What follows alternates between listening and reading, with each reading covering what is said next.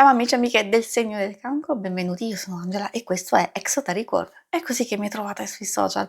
Questo è l'oroscopo settimanale dal 9 al 15 marzo. Prima di iniziare vi ricordo che questa è una stesa generica, prendete solo ciò che vi risuona e se volete potete integrarlo col vostro ascendente per avere qualche indicazione in più. In descrizione trovate le recensioni dei mazzi usati, i link per acquistarli e i link alle playlist per conoscere il significato delle carte della Sibilla Lenormand e della Sibilla italiana. Vi invito a iscrivervi e abbonarvi al mio canale per sostenere il mio lavoro. Vi ringrazio moltissimo se lo farete o l'avete già fatto. E adesso partiamo con la lettura. Andiamo innanzitutto a vedere le vostre energie principali, quelle che ci fanno capire un po' come va la settimana, poi vedremo i segni zodiacali da attenzionare, l'amore, il lavoro e le finanze. Come prima carta troviamo la bara. Non deve spaventare questa carta perché indica una fase di evoluzione, di trasformazione o di conclusione.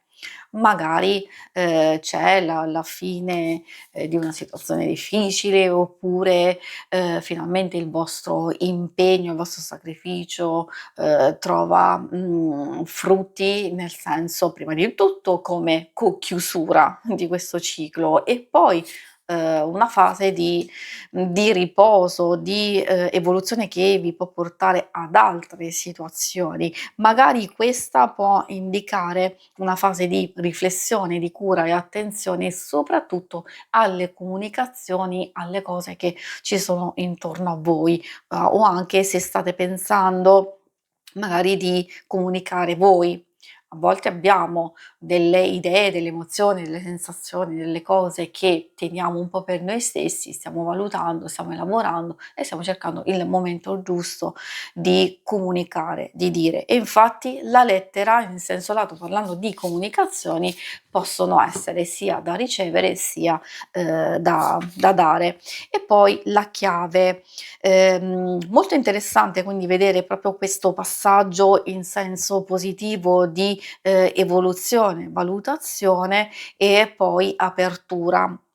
Ricordo che la chiave in realtà può anche indicare sia chiusura allo stesso tempo e apertura verso nuove situazioni o semplicemente apertura, quindi avere chiarezza, avere potere decisionale e soprattutto cercare di intervenire.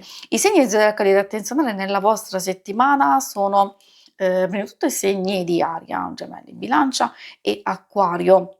Quindi questi sono quelli principali, un pochetto anche quelli di fuoco, ariete, leone e sagittario. E adesso andiamo avanti con l'ambito amore.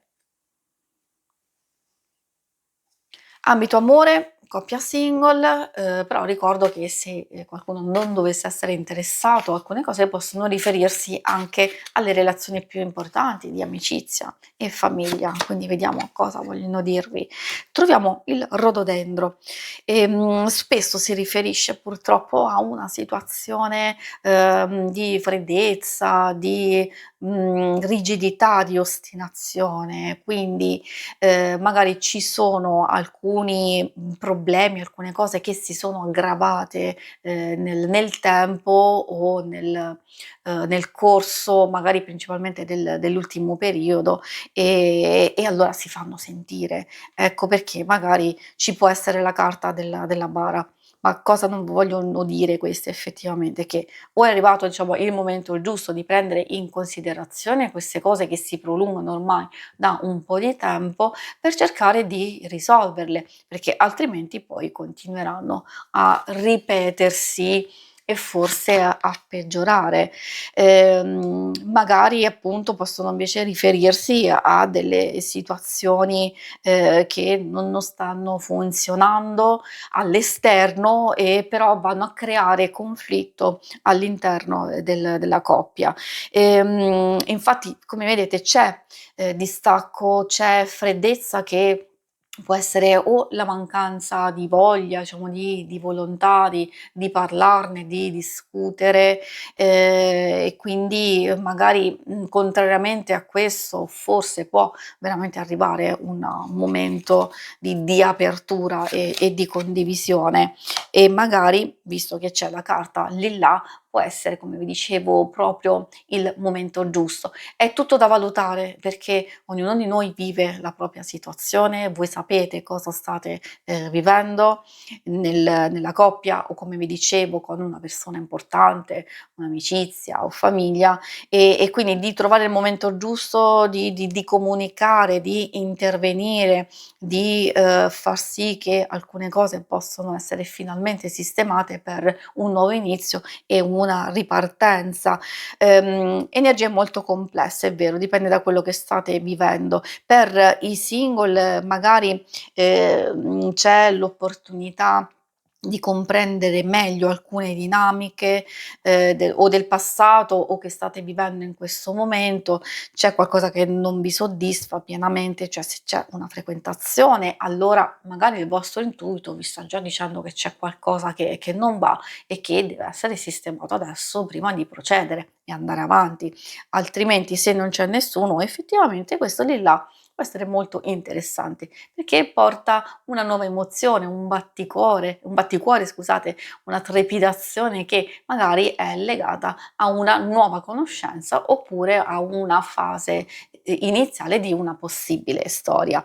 E adesso andiamo a vedere l'altro ambito, quello più materiale del lavoro, delle finanze, magari anche se avete dei progetti in particolare si possono vedere qui.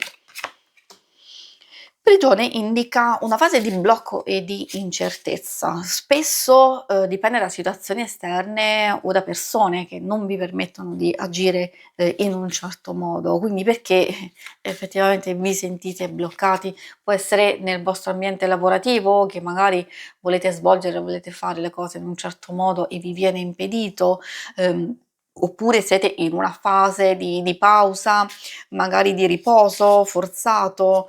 Ci sono varie condizioni, varie situazioni, vi do comunque degli input dove se c'è una preoccupazione, se ci sono delle dispute in corso o comunque alcune problematiche legate all'autorità a livello burocratico, legale, eccetera, questa diciamo consiglia di riflettere attentamente e di cercare di gestire meglio questa fase di blocco.